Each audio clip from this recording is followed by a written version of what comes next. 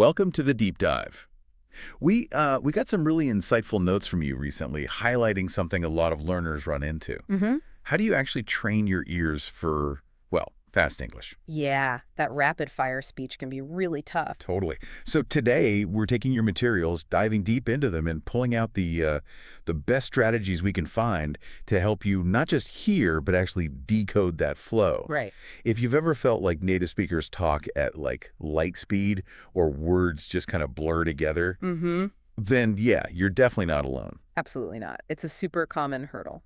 Our mission today is to give you some practical tools, really, to tune your ears, help you catch the rhythm, the meaning.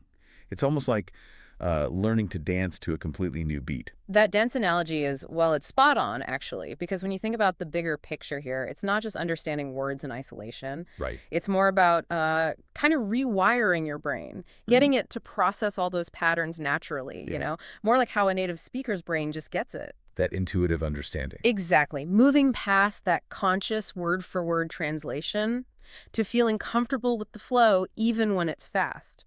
Okay, let's unpack that then. Yeah. From what you sent over, it's clear.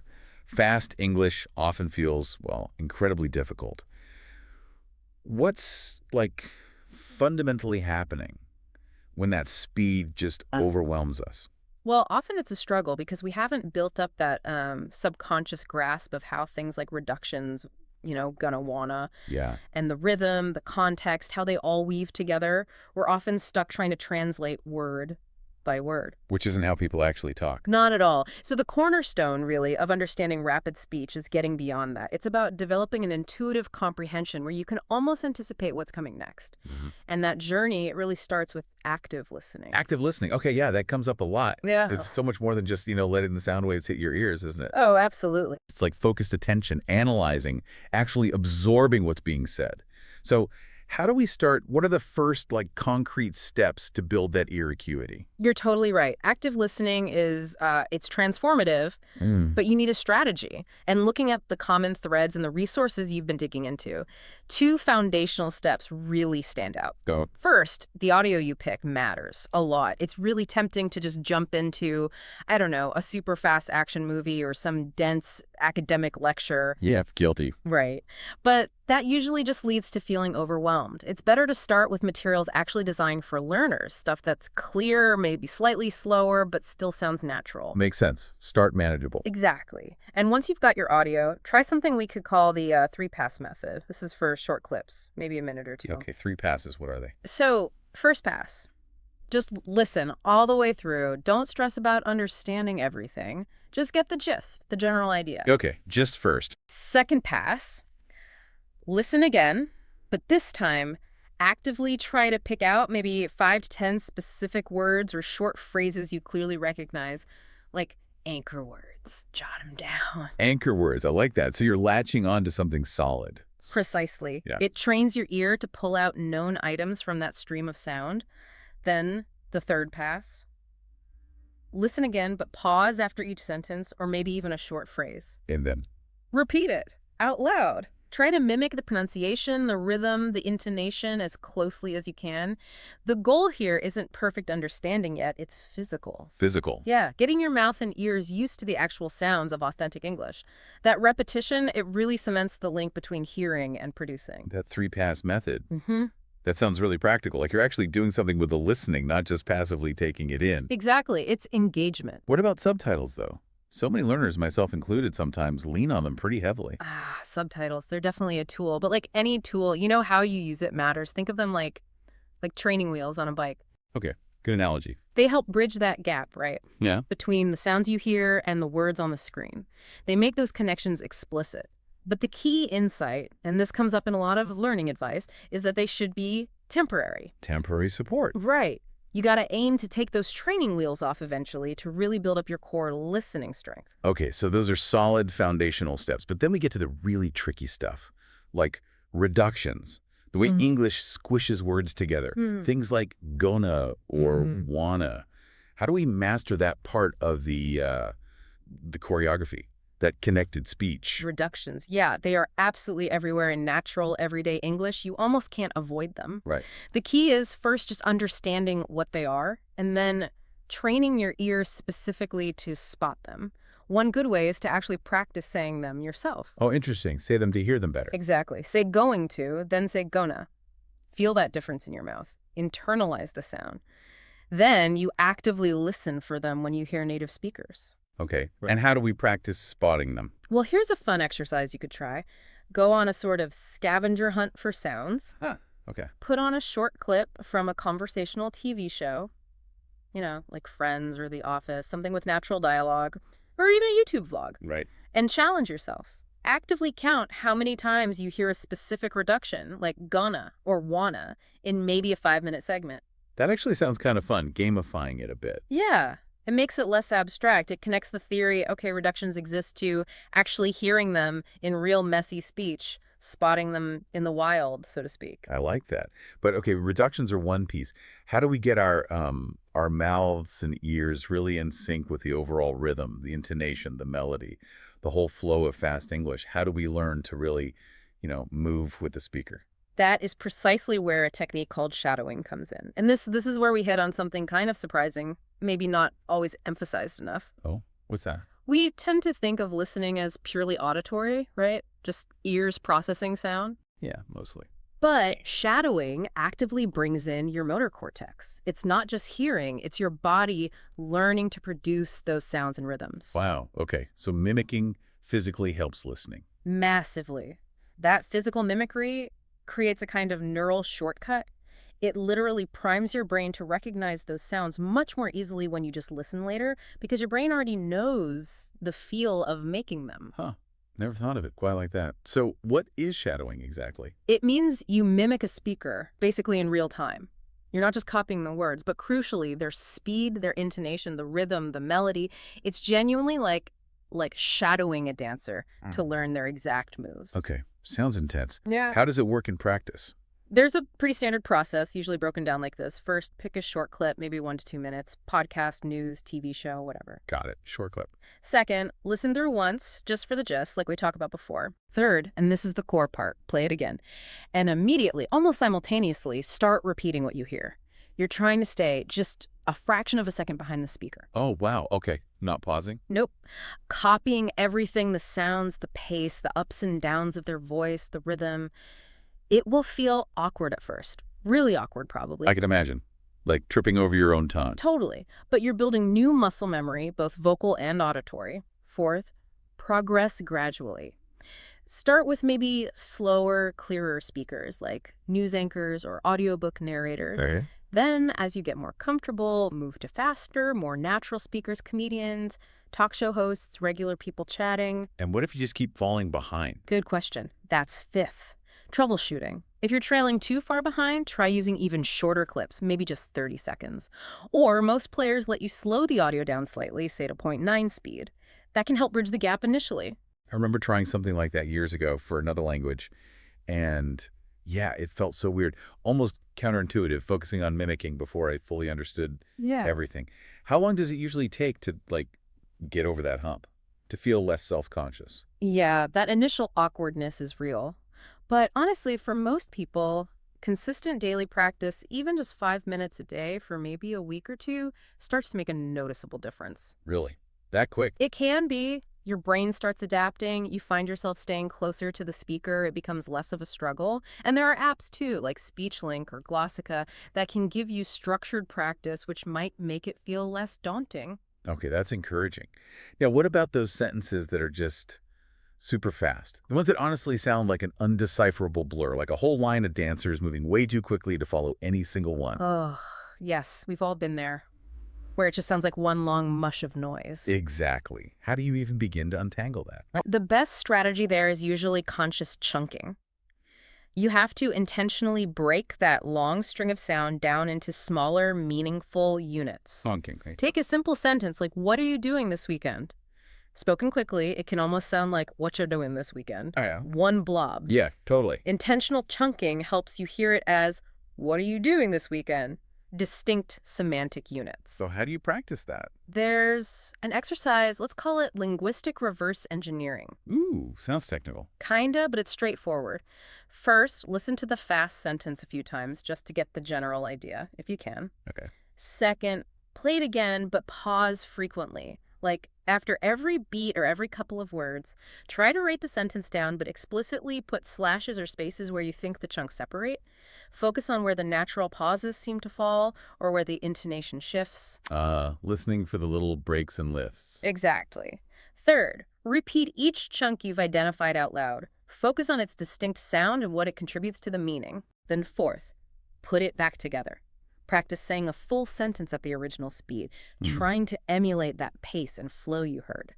This helps your brain map that auditory blur back to its actual component parts. That makes a lot of sense, breaking it down, then building it back up.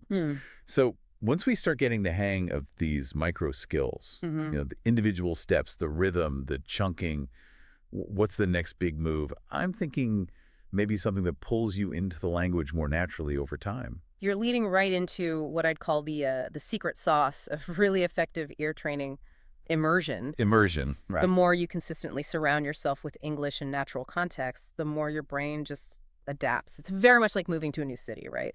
After a while, you just learn to navigate intuitively without constantly thinking about every turn. Your brain picks up the patterns. So how do we create that immersion practically? Well, using TV shows or movies is a great way, and you can make it active. Try this. Watch maybe a 10-minute scene with English subtitles on. Okay, subtitles on first. Yeah. And while you're watching, actively look for, say, 5 phrases or expressions you didn't quite get, or that just caught your ear. Could be idioms, slang, phrasal verbs. Things that stand out. Right. Pause the show, look up what they mean. Then, and this is key, try to use each new phrase in your own original sentence. Say it out loud or write it down. This helps internalize it. Okay, so find, learn, use. Exactly. Then, the final step. Rewatch that same 10-minute scene, but this time without the subtitles. Testing yourself. Yep. And you'll likely be pretty amazed at how much more you understand the second time around, now that you've unlocked some of those key phrases. That's a really structured way to turn watching TV from just passive entertainment into, well, active learning. What about other kinds of audio immersion, especially for people who are, on the go, commuting, exercising? Oh, podcasts are brilliant for that. Incredibly versatile, perfect for listening while doing other things. Any recommendations based on the materials you looked at? Sure. For clearer, maybe slightly more formal speech, something like NPR's Up First gives you concise news.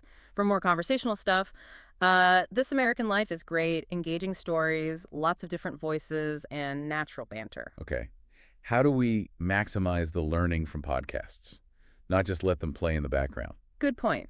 Try listening to maybe a 10-minute segment.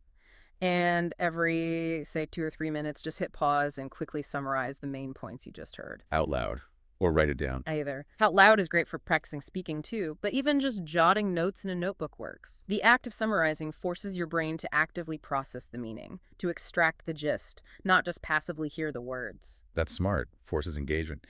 You also mentioned in your notes that our brains are pattern recognition machines. And English speech is obviously full of patterns. Absolutely brimming with them. So how do we specifically train our brains to spot and interpret those crucial patterns, to move beyond just individual words and really grasp the bigger musicality of it? That is a critical next step, and probably one of the most vital patterns in spoken English to get a handle on is stress and rhythm. Stress and rhythm. Yeah. English is what linguists call a stress-timed language. That means certain syllables within words and certain words within sentences get more emphasis. They're louder or held a bit longer or have a slightly higher pitch. Like the important words pop out. Basically, yeah. Understanding this helps you instantly identify the key information. Think about a simple sentence. I'm going to the store.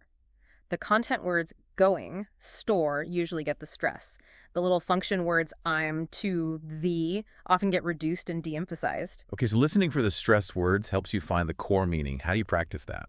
There's a cool physical exercise you can do. Listen to just one sentence from a podcast or news report. Try to identify the main stressed syllables or words, then play the sentence again and physically clap your hands or tap your foot or even just nod your head on those stressed beats. Really feel the rhythm. Get physical with it. Yeah, then try repeating the sentence yourself, aiming to replicate that exact rhythm, hitting those same stress points.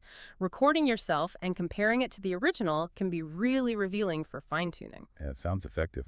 What other major patterns should we be listening for? Well, another huge one, something that trips up learners constantly is the sheer frequency of phrasal verbs and idioms. Oh, yeah. Those are tough. They're everywhere in natural, especially in formal speech, and the tricky part is their meaning is almost always non-literal, right? Right. Pickup doesn't always mean lift something. Exactly. It could mean learn something quickly, collect someone, answer the phone, improve, or idioms like hit the nail on the head. Makes no literal sense. So how do you learn those patterns? Just memorize lists. Memorizing can help a bit, but context is king. The best way is through immersion. Watch modern TV shows, listen to conversations, use the context clues to try and guess the meaning first. Be a detective. Kinda, yeah. And then, when you learn a new one, actively try to use it yourself. Put it in your own sentences, maybe in a conversation if you can. Keeping a little slang journal where you note down the phrase, its meaning, and the context you heard it in can be super helpful too. Okay, so we've got active listening, the 3-pass method, tackling reductions, shadowing for rhythm, chunking fast sentences, immersion strategies, and pattern recognition, like stress and idioms. That's a lot of tools. It is. How would you structure all of this into, like, a practical plan? Something someone could follow over, say, a few weeks to really build these skills progressively, like a dance routine you practice. Yeah, a structured plan is definitely helpful.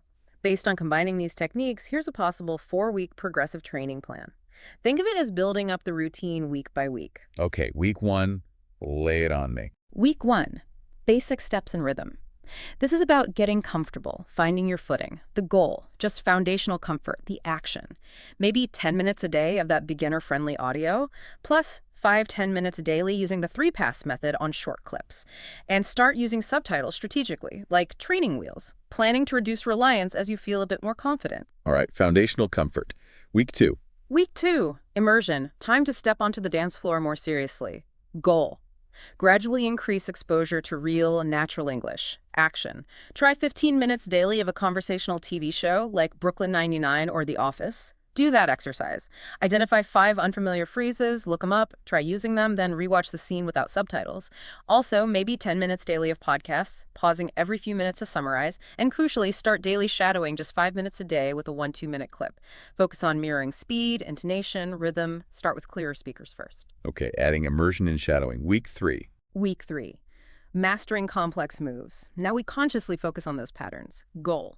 Train your brain to recognize the underlying structures. Action. 5 minutes daily, specifically on stress and rhythm. Grab 5 sentences from your listening, identify the stressed bits, clap or tap, then repeat trying to match that rhythm. Record yourself. Also, 10 minutes daily focusing on phrasal verbs and idioms. Learn maybe 10 new common ones with flashcards, and actively listen for them in your TV podcast time. And add 5 minutes of daily dictation.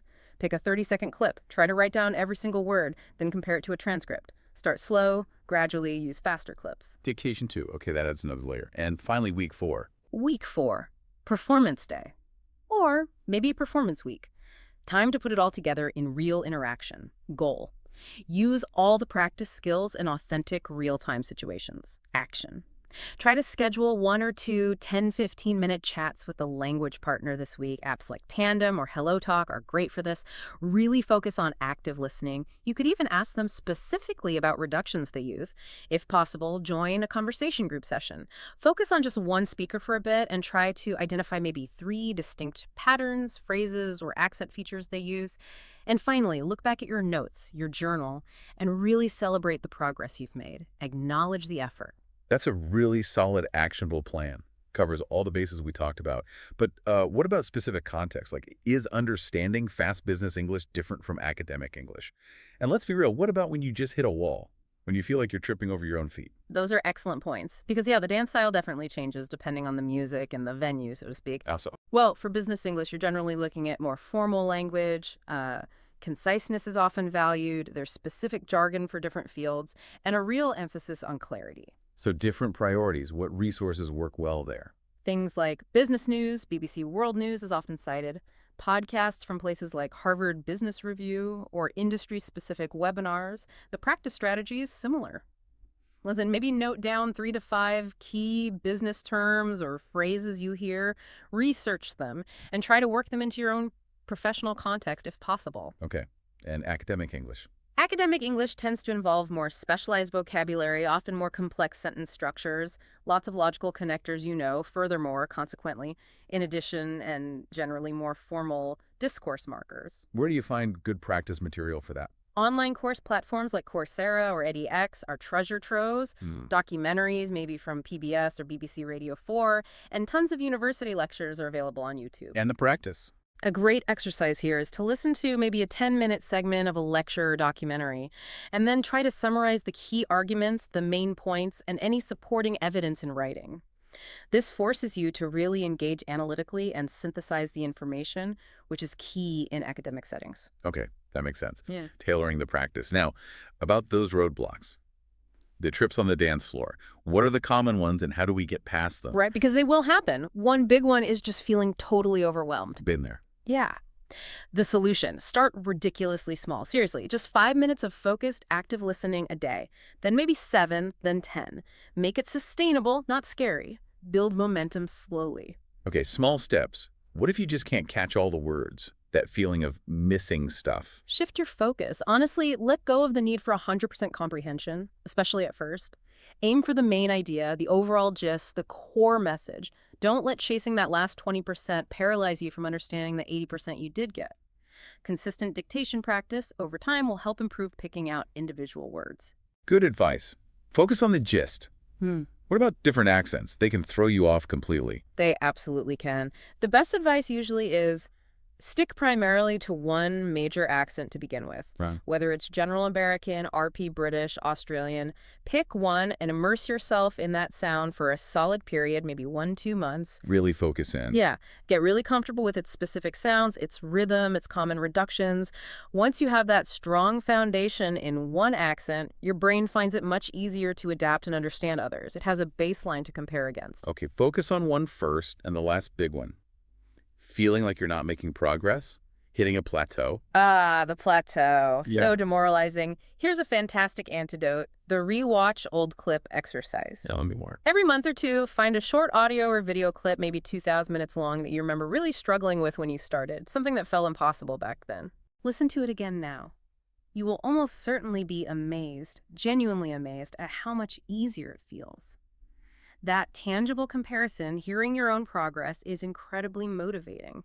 It proves you are getting better, even if it doesn't always feel like it day to day. Wow, that's a brilliant idea. A concrete way to see how far you've come. This whole deep dive has been incredibly insightful. It really does feel like we've mapped out the choreography for learning to understand fast English. From the basic steps to the more complex moves, yeah. It really seems like learning to dance to a new beat. It absolutely takes practice, dedication, and using the right steps, the right techniques. But the payoff is huge. What are some of those long-term benefits? Well, strong listening skills dramatically boost your speaking confidence. Why? Because you're constantly internalizing the natural rhythm, the intonation, the phrasing you hear. You start mimicking it without even realizing it. Subconscious learning. Exactly. You absorb new vocabulary, new grammar structures, much more naturally than just trying to memorize rules from a book. And in the real world. Oh, it makes everything easier. Watching movies without constantly needing subtitles. Feeling confident in professional meetings. Just chatting easily with friends without that constant mental translation and anxiety. Plus, it's just more enjoyable, right? Fully getting the humor in a show or understanding the lyrics of your favorite song. Absolutely. It opens up so much. And you had some great specific recommendations earlier for media sources people could use. Yeah, there are tons of great resources. For podcasts, besides the ones mentioned, The Moth has very clear, heartfelt storytelling. How I Built This has crisp narration and interviews. And for a real challenge with rapid, unscripted chat, maybe something like the Joe Rogan Experience, though be aware of the very informal language and content. Good range there. TV shows and movies. Well, Friends is classic for everyday American slang, but still relatively clear. For polite, measured British English, The Great British Bake Off is surprisingly good practice. For a challenge with dense, fast dialogue, maybe The West Wing or Succession, and honestly, a show like Bluey, the Australian kids show, has exceptionally clear, natural family dialogue that's great for all levels, even adults. Bluey. Okay, unexpected recommendation. I love it. Music helps too, right? Definitely. Popular artists with relatively clear lyrics: Ed Sheeran, Adele, Billie Eilish maybe. Find lyric videos on YouTube and try singing along. It's a fantastic, almost unconscious way to improve pronunciation and internalize rhythm. So the key takeaway seems to be consistency and finding ways to make it enjoyable. Exactly. Frame listening practice as an enjoyable ritual, not homework. Fit it into your life: morning coffee, commute, lunch break. Those short micro sessions really add up. Use the tools available: Audible for audiobooks, maybe LingQ, which syncs audio with transcripts, VLC Player lets you loop short clips easily, YouTube's playback speed controls, even just a simple listening journal. And just keep tackling those hurdles gently. Yeah. If it feels too fast, slow the playback, repeat short clips. If you don't get every word, focus on the gist, use the context. If you feel fatigue, start smaller, take breaks, build stamina gradually. If you feel stuck, gently push yourself with slightly more challenging content each month. Maybe even record yourself mimicking accents or fast speech sometimes, just for self-assessment. It's a journey.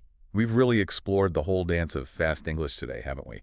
From those foundational steps to the complex choreography. The strategies we've pulled out: active listening, connected speech, immersion, pattern recognition, they should undeniably help anyone wanting to improve. I hope so. Whether the goal is watching movies without hitting pause constantly, or acing professional meetings, or just chatting more easily with friends, these techniques are so broadly applicable. They really are. Remember, if you're listening to this, you're already engaging, you're already on the path, you're probably closer than you think. Just keep practicing those steps, stay consistent. And you'll find yourself dancing with a lot more confidence soon. And maybe think beyond just understanding the words, too. Ooh, yeah. What do you mean? Well, you touched on this earlier, how might stepping into this deeper level of understanding actually reshape your worldview? Ah, that's a fascinating thought.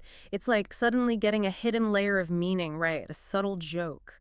The real feeling behind a casual phrase. It's not just decoding, it's connecting on a different level. Exactly. It changes your entire experience with the language and maybe even the culture behind it. Movies, podcasts, they become less like lessons and more like real connection. And yeah, your vocabulary grows without you even trying. You start picking up phrasing.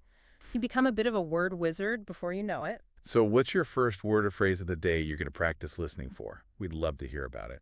And as always, remember to like, share, and subscribe to the